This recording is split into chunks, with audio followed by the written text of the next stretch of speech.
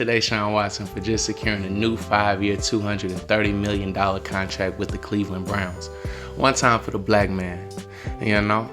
Now, there has been an immense amount of criticism around Deshaun over the past year, stemming from allegations of sexual assault and misconduct, coming from over 20 women. You know, the key word here being allegations. So he was recently cleared of any criminal wrongdoing when the criminal grand jury of Texas declined to indict Watson after considering the evidence against him. Now, while prior to this, it should be noted that Watson has been a model citizen. So these claims kind of came out of nowhere, and they kind of came out unexpectedly. And as I began to hear about the situation and see how it's been playing out, I was reminded of a similar situation that took place a few years prior to that, and that would be one of Robert Kelly. Now, obviously, these are two totally different types of cases, and I'm not here to defend either man or to say who was right or wrong. I wish to compare the situations. So just follow me if you will. So if you can, or if you were around back here, if you can think back to 2002 when R. Kelly was indicted over child pornography charges.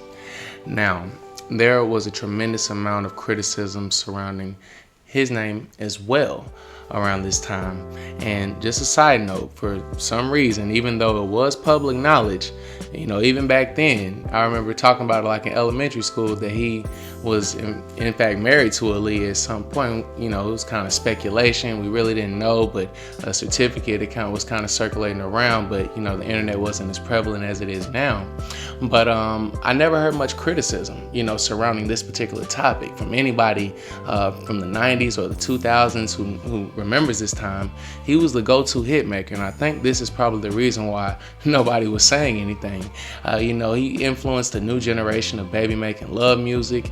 It seemed as if everything sonically had been affected by this man or had his touch or imprint on it in some type of way. Now, everyone was doing features with him, and he seemed beloved. Now, when this happened, of course, there is a famous Boondocks episode, which you should definitely check out, that kind of parries this particular case. And I won't go into the details of the case. If you are unfamiliar, you can definitely feel free to research it. But I'm sure if you're watching this and you probably heard about the situation going on with R. Kelly. But it's not what took place that I want to speak on here, but it's what took place after that I would like to focus on. So even though the court's decision was questionable and widely criticized, it didn't matter. It didn't matter at all, actually. I remember this man going on to have an even bigger commercial run than he had prior to that. Now, this is speaking from nostalgia and how I remember it, of course, but I remember the Not Guilty and the Fiestas, the Best of Both Worlds with him and Jay-Z. I remember the I'm a Flirt with Everybody. I had some good memories on that song right there. Everybody was on that remix, but the You Saved Me, going back earlier than that, the Step in the Name of Loves, and everybody still loves that one to this day. The Ignitions, man, such feel-good songs. The In the Kitchens, the Trapped in the Closets. He started going crazy, and nobody really cared about these previous allegations. He was able to be more and more raunchy in his music. He was touring, aging gracefully and living his best life. However, like I'm sure that you're aware of now, new allegations came out about him running a cult and, numerous other allegations here. I do want to keep that in mind. These were allegations. Now, many of you may not know, but R. Kelly isn't in jail for any sexual misconduct or child abuse. No, he's actually in jail for racketeering, like he's a mob boss or something like that.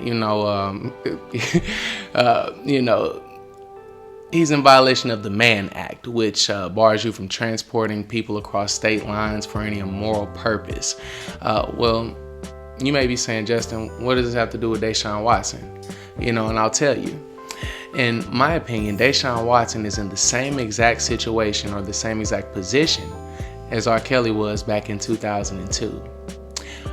What I mean is your value is at an all-time high.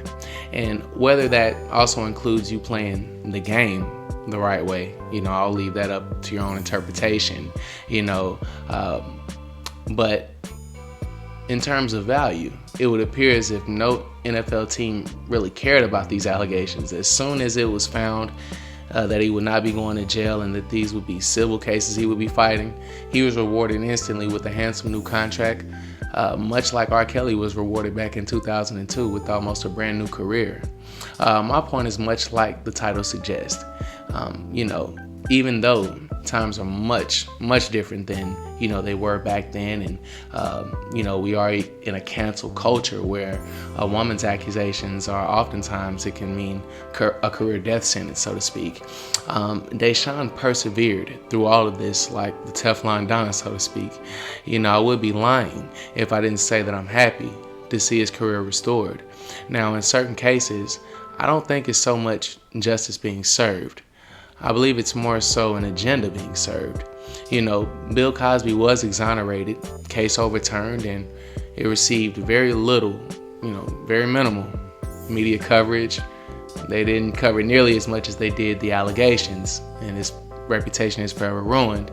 But, we'll leave that alone. As a final thought, I'm glad the situation worked out for the brother, but I'm even more thankful that he was valuable enough to bounce back like cooked crack. And of course, you still should have came to the Panthers, but we'll leave that there. Take care.